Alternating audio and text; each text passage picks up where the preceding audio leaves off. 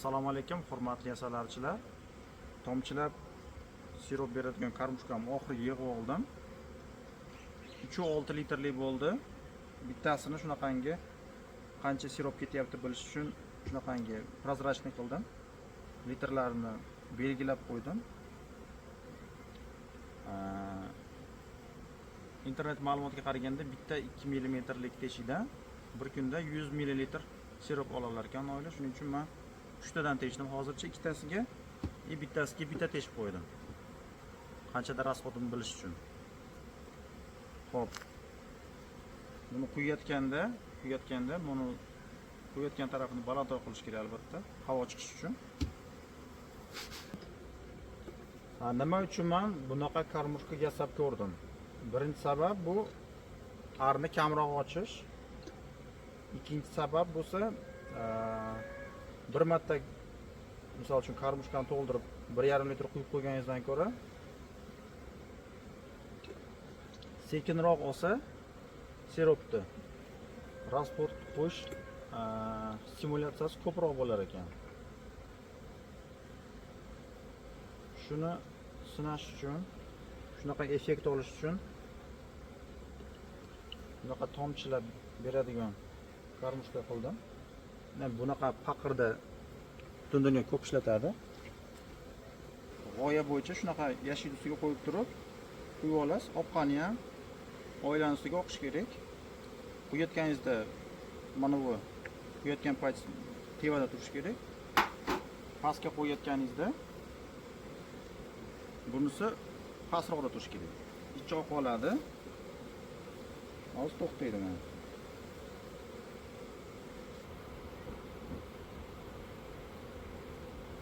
Mana уже to'xtab qoldi. Shunda qo'yib qo'yamiz.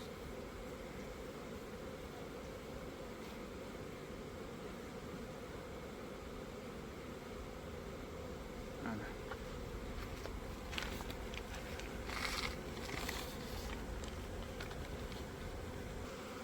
Xo'p. Achmaslik uchun men nima qildim? Birga bir siropni yaxshilab eritib oldim. Kristal qolmaslik kerak. Har 1 litr sirop uchun 1 ml 80% sut kislotasi qo'shdim. Bu siropni pH balansiga keltiradi. Achmaydigan muhitga keltiradi va mana shu 5,5 pH birlik asallarning oshqozonidagi normal muhit yaratadi. Nazimani, boshqa kasalliklar rivojlanishini tormozlaydi. Bu keyingi plus faktori. Keyin nima qo'shdim? Har 1 litr uchun 7 ml dan propolis nastoyka qo'shdim.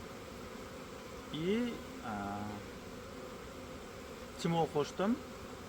Timolni propolis nastoykada eritib oldim. Timol suvda erimaydi. Timol ham bilasizlar, rasplod kasalliklari uchun. Bundan tashqari siropni achitmas ekan ham. Shuning uchun timol ham qo'shdim. Timol 10 litrga 1 gram hisobda qo'shdim. Hisobda 1 litrga 0,1 gram. Buning uchun ataylab zargarlarda gram o'lchaydigan, milligram o'lchaydigan tarozini oldim.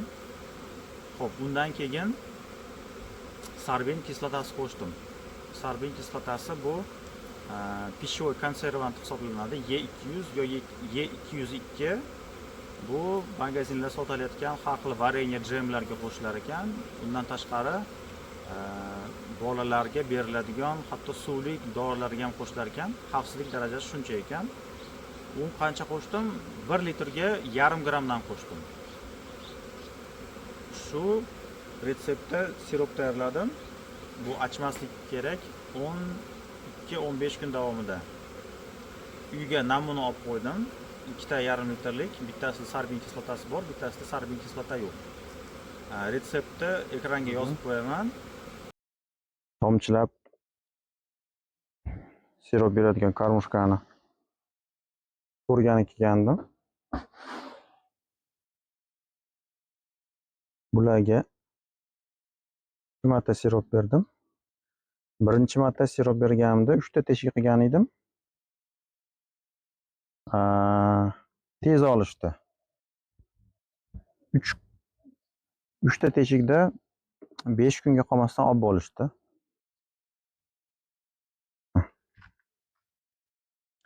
Ko'rishlaring mumkin. Karmushka ichi umuman mog'orlanmagan, plesin yo'q. Mana nima aytdi, jichchagina kondensat ham bor turibdi. Ko'rinyapti kondensat? Lekin umuman plesin yo'q karmushkaning ichida. Karmushkani bunaqangi mebel sashkada qatirganman. Holat shunaqa bo'lgan. Lekin mana bu choklari ishonchli bo'lmadi 100%. Shuning uchun bittasidan sirop qo'yib yuborganman-da. Mana mayda biroz kondensat bor. Qolgan qoldiqni bug'lanishi, lekin ichida umuman plesin yo'q, mog'or yo'q. Keyin men bundan keyin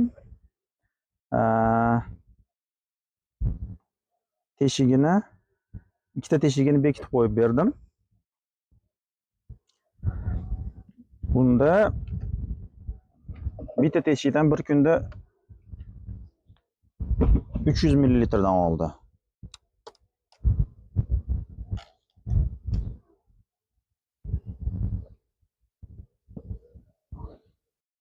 Bu o'ylanni ko'rganimga o'zim ancha bo'ldi. Shuning uchun bir ko'rib qo'yay deb ochyapman.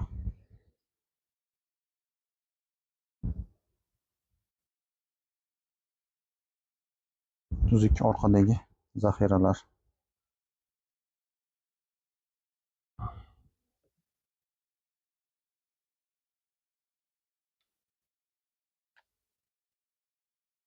Faqat bir tarafda ekan.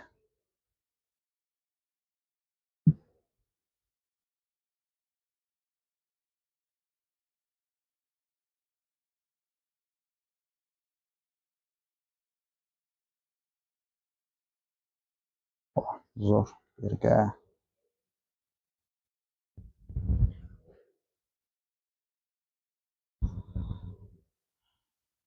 Bu karmushkani qo'yishimdan oldin o'zini karmushkasida berib turgan edim.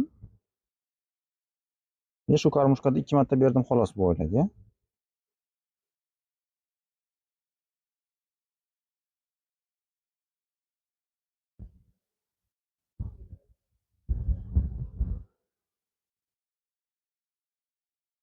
O'rtadagi ramkalarda ham perga.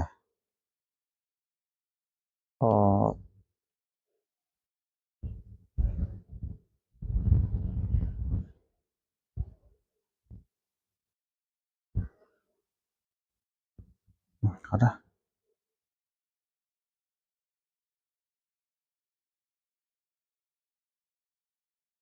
Bu ovqatlarni yeyishyapti-yu.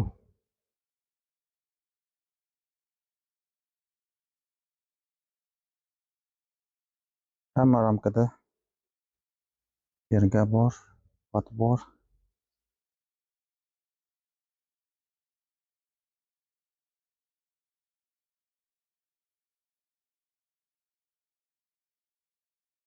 Bunida ham ochiq bor ekan.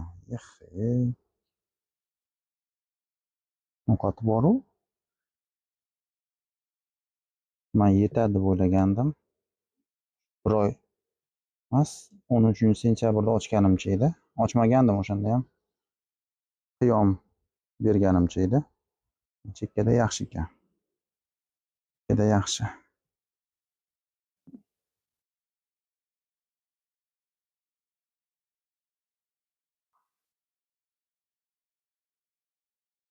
Endi bitta bor, yarim kilocha ovqat turibdi bitta. Bada ham bor-u. Ovqatni ozlik qilibdi. Ideal bo'lsin desam, mana shu katta karmushkada yana bitta berib qo'yaman shekilli. Menda bu yashikda tevasida yangi oyna, pastida eski onar edi. Albatta pastiga sirop berish qiyin. Shuning uchun pastiga katta karmushkadan qo'ygandim. Tomchilab beradigan karmushka. Bu tevadagi holati yomon emas. Hozir pastdagi karmushkani ko'rsataman holatini.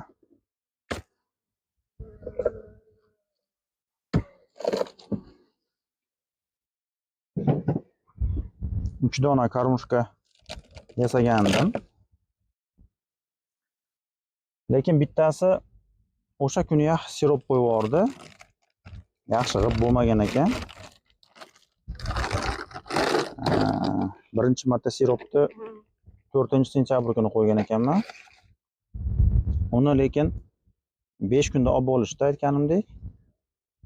Hozir bunda ham tugayapti. Umuman oqmayapti. Mana, ko'ryaptimi tagida arilar turgan?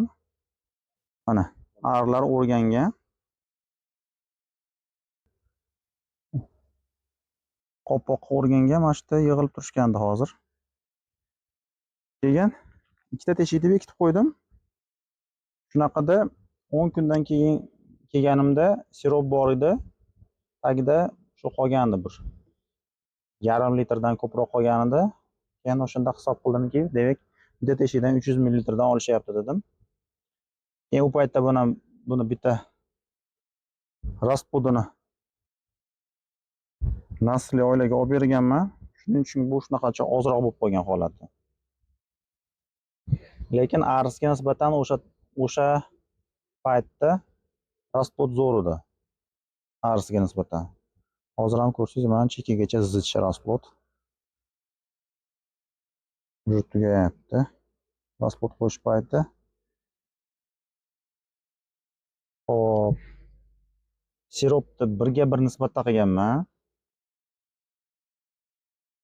Qo'shimchalar qana qo'shganimni aytib o'tdim.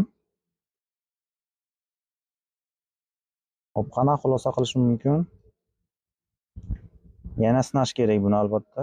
Keyingi yil bitta filaga sirop ketadigan karmushka yasayman. Yil bo'yi shunaqa ishlarni ko'rmoqchiman. Endi birinchi plyus albatta 12 kunda bir marta ochasiz buni. Bu holatda yashaydi, qishga tayyorlashda. Shuning uchun boshqa oilalarga 3 kunda bir borib boqqan bo'lsam 1 litrda buni bu karmushkaga 3,6-3,7 litr sirop sig'di. Shu bitta qo'yib qo'yishim 12 kunga yetadi. Hisobda 1 litrda 3 kunga mo'ljallab berdim oilalarga. Bunga mana shu 3,7 litr 12 kunga yetadi. Albatta vaqtingiz tejaladi, lekin bu siropni tayyorlab, buncha katta miqdorda sirop tayyorlab oilalarga tarqatib yuborgani ham vaqt ketadi albatta. Buni taqqoslash kerak hali. Xo'p, endi qopqoqni keyingi qadamlar nima bo'ladi menda? Qopqoqqa 3 xil teshik qilmoqchiman. Bitta 1 millimetrlik bitta teshik, ikkinchisi 1,5, uchinchisi 2 millimetrlik teshik bo'ladi. Vaziyatga qarab propolisda yoki voskda, mumda bekitib qo'ysa bo'lar ekan teshikchalarni, yoki qopqoqlar almashtirib olib har xil qopqoq qo'ysa bo'ladi. Kechasiz, qatirasiz boshqasini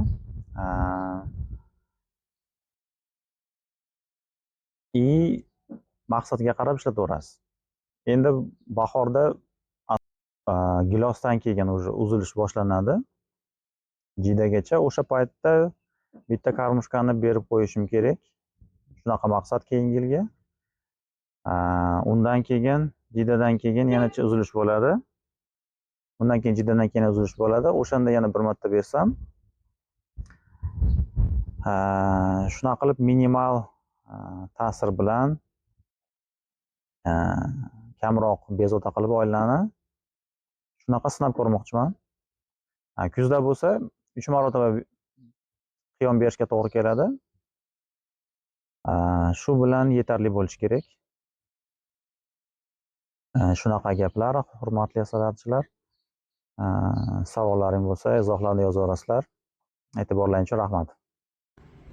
Mana hurmatli asalarichilar, ko'rishlaring mumkin. Mana shu 4-sentyabr kuni tayyorlangan sirop.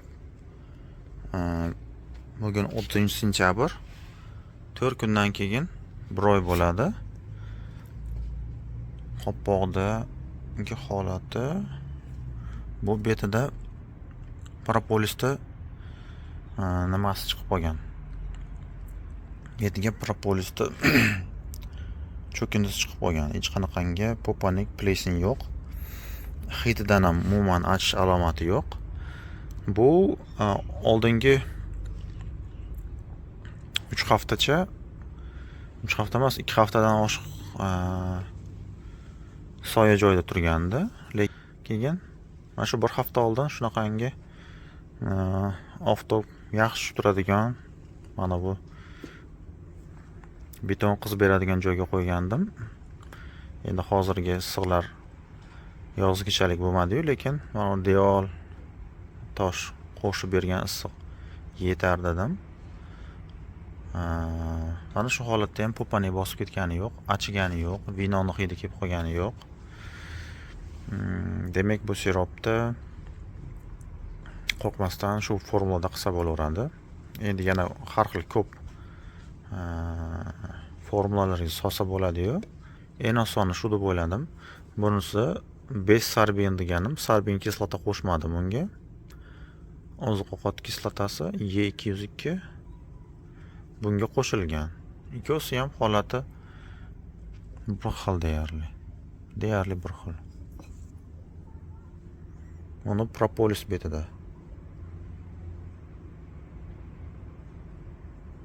Hid yo'q umuman. Ana asalari ham keldi. Formulani yozib qoldiraman. Ishlaringga omad.